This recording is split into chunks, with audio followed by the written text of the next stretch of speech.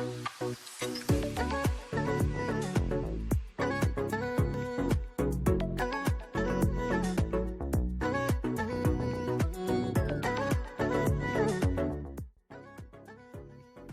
have a question for the RV duo. How does this RV financing thing work? Is it just like a car? Hi, and thank you so much for the question. And to answer that question, RV loans are totally different than a car loan. Example, you can go up to 20 years on an RV loan.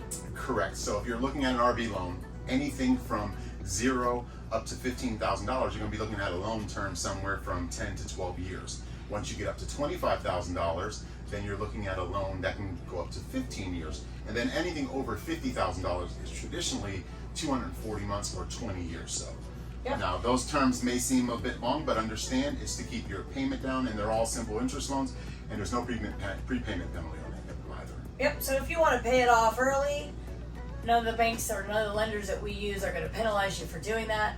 Also, just another point, banks typically would like to see some skin in the game, so they would like to see, generally speaking, 10 to 20% down.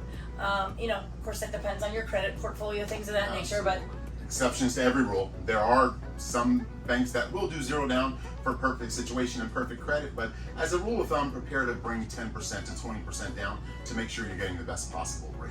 yeah, absolutely.